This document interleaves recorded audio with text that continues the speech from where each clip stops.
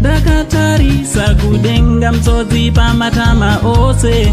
Social media imo mandinoswera vazukuru ndichiona kuti nyaya dzacho dziri kufamba sei. Sekuzova kwenyu tine nyaya yaMoyana handiti vabereki vaMoyana vakapedzisira vazosvitsana kumatare edzimhosva nenhau yekuvigwa kwaMoyana. Aiwa, tauya nayo mhinduro yezvataurwawo kumatare edzimhosva handiti. So chiteera kana unga usati wasubscribe pathis channel ndinokurudzira muzukuru wasekuru Seindi kuti chiita chisubscribe.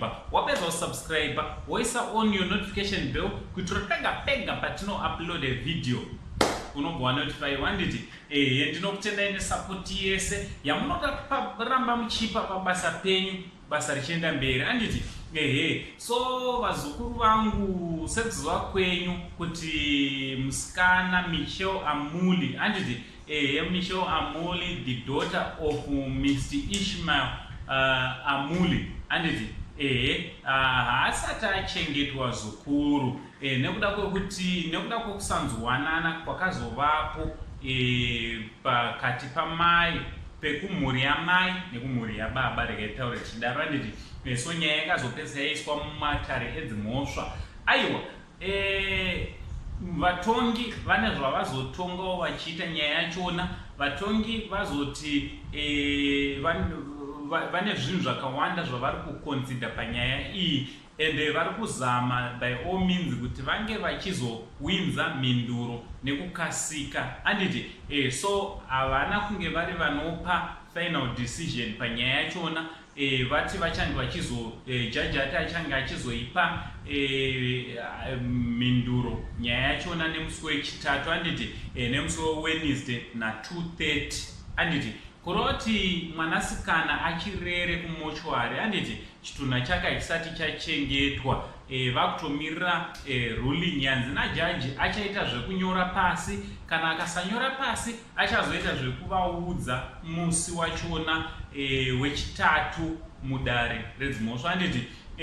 Nekuti panyaya yachona vazukuru sekuzova kwenyu pane nyaya dzakawanda dzakabuda. Nyaya dzakafanana nekuti Michelle Amuli akachengetwa nababa vake mai vasisipo handiti, of which ndakazogarawo pasi sasekuru ndikaona kuti zvoni handigone kupa mhosva kuna mai vaMichelle handiti. Ndakanoona vanhu vakawanda vakatuka vachitaura mashoko asingaite nekuti tiri vanhu tinenge tichiona zvinhu zviri padhuze.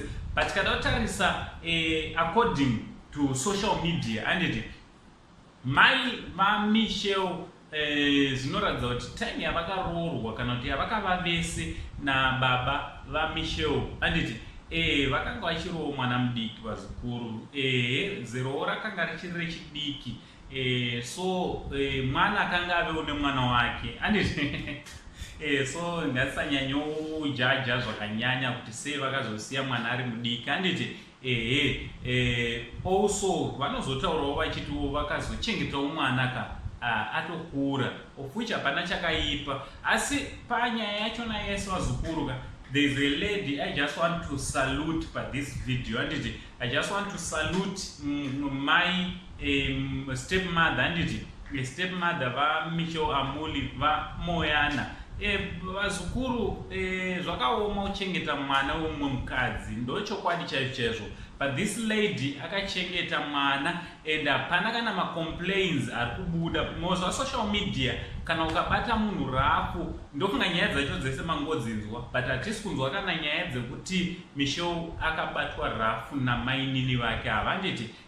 Ndo zvatinofanira kuita vazukuru. Kana tichichengetawo vana vemurume kana kuti uchichengeta vana vemukadzi, vabatewo sevana vako muzukuru handiti. Ngatichengetei vana nemwoyo wakanaka. Ngatiitire vana vese chingobata sekunge ndisu takavazvara handiti. So I just want to salute this lady, this wonderful lady.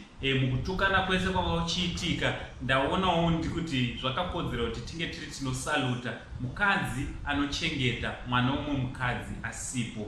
A big salute to you mai nini. Ndototi mai vaMichelle handiti. Mai nini kwenda zviko zvokuti mai nini unorohwa nemadhare ekwenda.